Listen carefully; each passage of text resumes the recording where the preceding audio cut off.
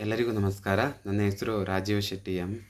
ಸರ್ಕಾರಿ ಹಿರಿಯ ಪ್ರಾಥಮಿಕ ಶಾಲೆ ಮಿಟ್ಟಿನಹೊಳೆ ಇಲ್ಲಿ ದೈಹಿಕ ಶಿಕ್ಷಣ ಶಿಕ್ಷಕನಾಗಿ ಕರ್ತವ್ಯ ನಿರ್ವಹಿಸ್ತಾ ಇದ್ದೇನೆ. ಇದು ಬೈಂದೂರು ತಾಲೂಕು, ಉಡುಪಿ ಜಿಲ್ಲೆಯಲ್ಲಿ ಬರ್ತದೆ. ಸೂರ್ಯ ಫೌಂಡೇಶನ್ ಮಾತೆಂಬುದು ಜ್ಯೋತಿರ್ಲಿಂಗ ಈ ಒಂದು ಕೋರ್ಸಿನ 2ನೇ ದಿನದ ತರಬೇತಿಗೆ ನಾನು ಹಾಜರಾಗಿ ಅದರ ಪ್ರಯೋಜನವನ್ನು ಪಡೆದುಕೊಂಡಿದ್ದೀನಿ. ಈಗಾಗಲೇ ನಮಗೆ ಸತೀಶ್ BK ಸರ್ ಅವರು ಒಂದು ವಾರದ ಅಸೈನ್ಮೆಂಟ್ ಕೊಡುವ ಕ್ರಮದಂತೆ ಈ ದಿನ ನಮಗೆ 3 ನಿಮಿಷದ ವಿಡಿಯೋವನ್ನು ಮಾಡಿ ಕಳಿಸ್ಲಿಕ್ಕೆ ತಿಳಿಸಿದ್ದಾರೆ. ಅದೇ ಪ್ರಕಾರ ವೇದಿಕೆಯ ಭಯ, ನನಗೆ ಮೊದಲ ಅನುಭವ, ಈ ವಿಷಯದ ಬಗ್ಗೆ ಮಾತನಾಡಲು ತಿಳಿಸಿದ್ದಾರೆ. ಅದೇ ಪ್ರಕಾರ ನಾನೊಬ್ಬ ಶಿಕ್ಷಕನಾಗಿ ಕರ್ತವ್ಯಕ್ಕೆ ಸೇರಿದ ಅವಧಿಯಲ್ಲಿ ನನಗೆ ಆಗಿರುವಂಥ ವೇದಿಕೆಯ ಬಗೆಯ ಭಯದ ಬಗ್ಗೆ ನಾನಿಲ್ಲಿ ಹಂಚಿಕೊಳ್ಳಲಿಕ್ಕೆ ಬಯಸ್ತಾ ಇದ್ದೇನೆ. ಬಹುಶಃ ನಾವು ಶಿಕ್ಷಕನಾಗಿ ಸೇರಿದ ಅವಧಿಯಲ್ಲಿ ನಮಗೆ ತರಬೇತಿ ಅವಧಿಯನ್ನು ಹೊರತುಪಡಿಸಿ ಮಾತನಾಡಿದ ಅಭ್ಯಾಸ ಮೊದಲು ಇರಲಿಲ್ಲ.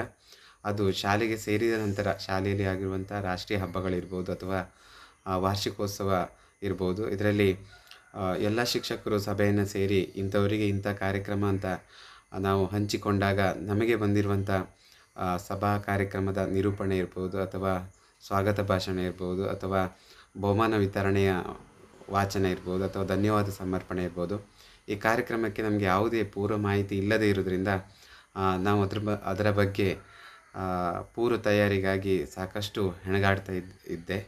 ಅಂದರೆ ಕಾರ್ಯಕ್ರಮ ಒಂದು 2 ದಿನ ಇದೆ ಅಂತ ಹೇಳುವಾಗ ಅದ್ರ ಬಗ್ಗೆ ಸಾಕಷ್ಟು ತಲೆಯಲ್ಲಿ ಅದ್ರ ಬಗ್ಗೆ ಚಿಂತನೆ, ವಿಮರ್ಶೆ, ವಿಷಯ ಸಂಗ್ರಹಣ ಬಗ್ಗೆ ಆಲೋಚನೆ ಯಾವಾಗಲೂ ಬರ್ತಾಯಿತ್ತು. ಒಂದು ರೀತಿಯ ಹೇಗೆ ಅದನ್ನು ನಿರ್ವಹಿಸುವುದು ಎನ್ನುವಂಥ ಒಂದು ಭಯ ಇರ್ತಿತ್ತು. ಕೂತಲ್ಲಿ, ನಿಂತಲ್ಲಿ ಅಥವಾ ಎಲ್ಲಿ ಹೋದಲ್ಲಿ ಸಹ ತಲೆಯಲ್ಲಿ ಅದೇ ಓಡ್ತಾಯಿತ್ತು. ರಾತ್ರಿ ಮಲಗಿರುವಾಗಲೂ ಸಹ ಅದೇ ಆಲೋಚನೆ ಬರ್ತಾಯಿತ್ತು.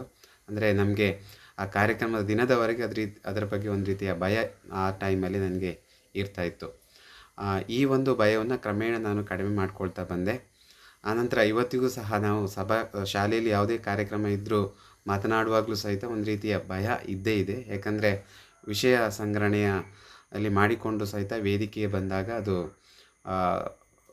100ಕ್ಕೆ 100ರಷ್ಟು ನಾವು ತಯಾರಿ ಮಾಡಿಕೊಂಡಿದ್ರು ಅದರಲ್ಲಿ 50% ನಮಗೆ ಮರೆತು ಹೋಗ್ತಾಯಿತ್ತು.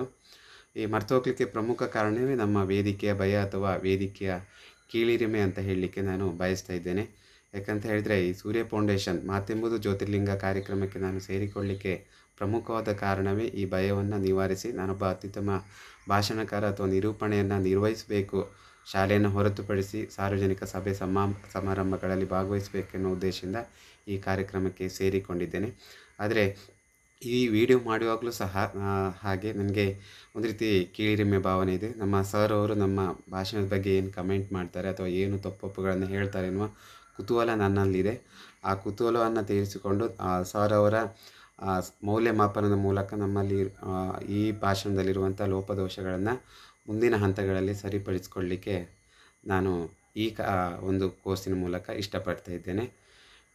ಇಲ್ಲಿಗೆ ನನ್ನ ಈ ಒಂದು ವೇದಿಕೆಯ ಭಯದ ಬಗ್ಗೆ ಸಣ್ಣ 3 ನಿಮಿಷ ವಿಡಿಯೋವನ್ನು ಕಳಿಸಲಿಕ್ಕೆ ಅವಕಾಶ ಮಾಡಿಕೊಟ್ಟಂಥ ಸತೀಶ್ BK ಸರ್ ಅವರಿಗೆ ಅಭಿನಂದನೆ ಮತ್ತು ಧನ್ಯವಾದವನ್ನು ಸಮರ್ಪಿಸುತ್ತಾ ನನ್ನ ಈ ಚಿಕ್ಕ ಅಸೈನ್ಮೆಂಟನ್ನು ಮುಕ್ತಾಯಗೊಳಿಸ್ತಾ ಇದ್ದೇನೆ. ಜೈ ಹಿಂದ್, ಜೈ ಕರ್ನಾಟಕ.